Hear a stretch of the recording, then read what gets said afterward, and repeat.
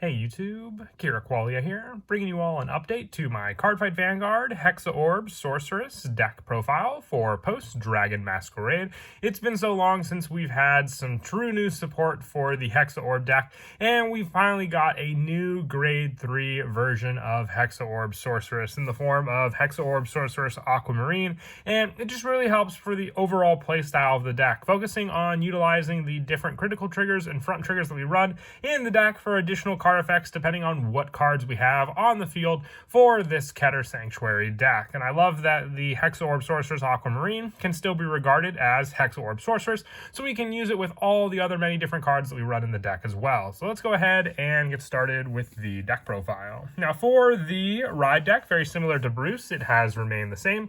Our starter being Tri-Connect Sorceress. When wrote upon, if you went second, draw a card. Our Grade 1 is Tier Square Sorceress. When wrote upon by Pentagleam Sorceress, you can counterblast 1 and draw a card, giving you more of that draw power that the deck is just meant to sort of be similar in terms of the original Oracle Think Tank deck. And our Grade 2 is Pentagleam Sorceress. When it's wrote upon by Hexaorb Sorceress, look at the top 3 cards of your deck and put them on the top of your deck in any order, so it can help to set up for your drive trigger checks that you will use with your Hexaorb Sorceress Aquamarine. This unit is also regarded as Hexaorb Sorceress. That's a very important part, so you can still use it with Pentagleam Sorceress since it counts as riding Hexaorb Sorceress as your Vanguard as well.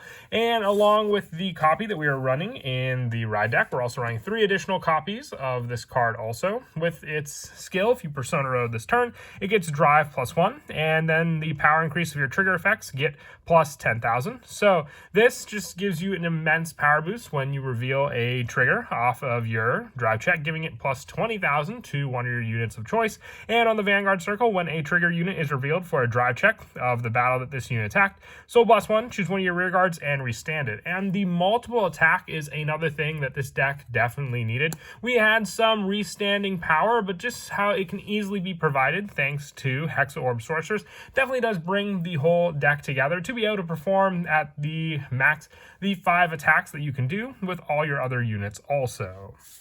Moving on now to the Grade 2s. We do have a pretty high Grade 2 count, but the front row rear guard power is very vital for our playstyle. So we're running 4 copies of the new Effulgent Wizard.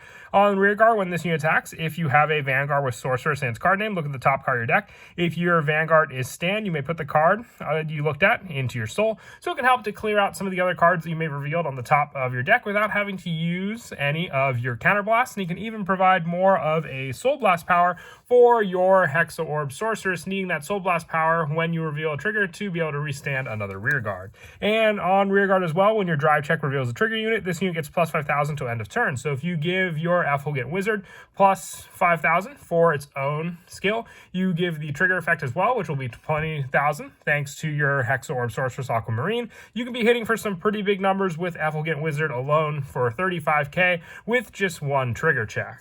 We're also running the 4 copies of the Octaray Sorceress. When this unit is placed on rear guard, if you have a Vanguard Grade 3 or greater with Sorcerer sans card name, counterblast 1, look at the top 2 cards of your deck, choose up to 2 cards from among them, put them into your hand, and put the rest on the top of your deck in any order. If you put 2 cards into your hand, choose a card from your hand and put it on the bottom of your deck. So kind of just cycling through the deck again with this card. And on rear guard, during the battle this unit attacked a Vanguard, if you Persona Road, it gets plus 5,000. So same premise for a plus 5,000 power, like with Effulgent Wizard, being able just to hit for some pretty big numbers alone with this card, while also being able to set up more cards into your hand and then placing the rest on the top of your deck in any order that you like.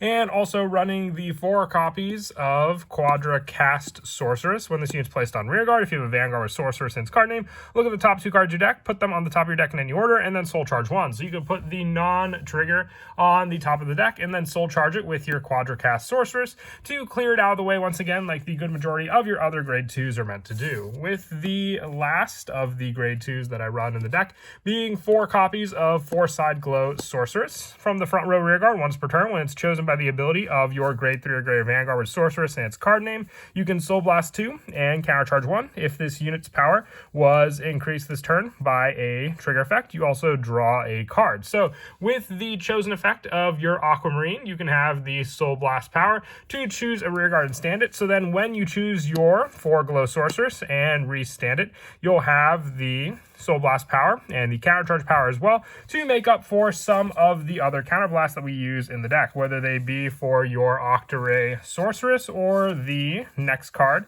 that we run as well when we get to the grade 1 lineup, which I definitely do like after some testing in the deck, and it is 4 copies of Dragon Tree Wretch Solda Sakab. I just feel like they didn't make this a mask unit because it, wasn't really a big part of the storyline in the anime, but our Dragon Tree Wretch, Solda Sakab, definitely helps for the power play.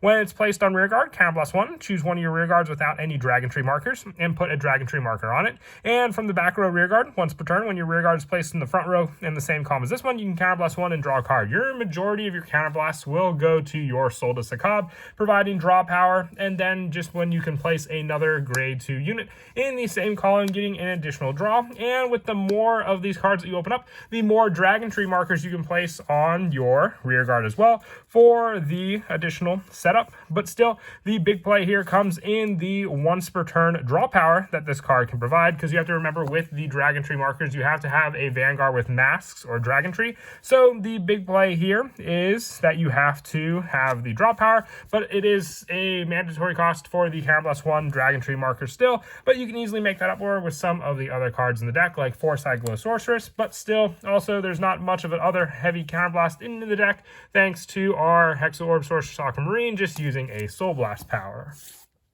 With the last of the grade 1s for the lineup, aside from the Sentinels, being 2 copies of Recurring Magic Lalorita, another Counterblast user at the end of the battle that your drive check revealed a trigger unit. If your Vanguard is Hexaorb Sorceress, Soul Blast 1 and Counterblast 1, choose one of your other rearguards, stand it, and retire this unit. So then you have more of the retire power, thanks to your Lalorita being able to just give you another restand when your drive check revealed a trigger unit. If you had that additional stand power for you to use for that other rearguard to get in multiple attacks as well. Just needing it if you only revealed the 1 trigger, so you can use your Lalorita to at least be able to stand your other rearguard also.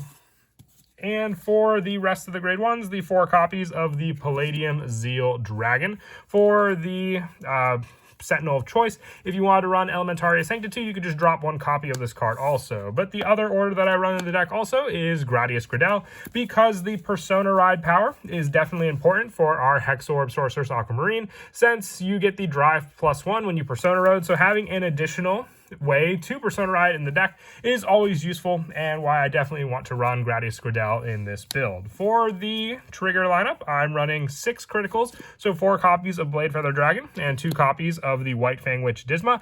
I have it more as a balanced lineup for the criticals and the fronts, so 4 copies of the Bard of Heavenly Song, and then 1 additional copy of White Crow Sorceress.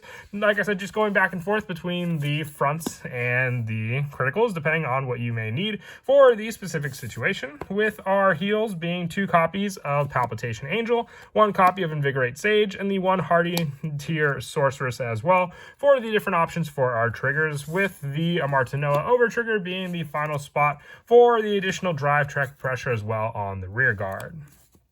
But that is it for the deck profile. I hope you all enjoyed. Really happy with the result of the new support we got for the Sorceress deck, especially with the new grade 3 as well. And as always, until next time, please don't forget to leave a like and subscribe, and Kira Qualia out.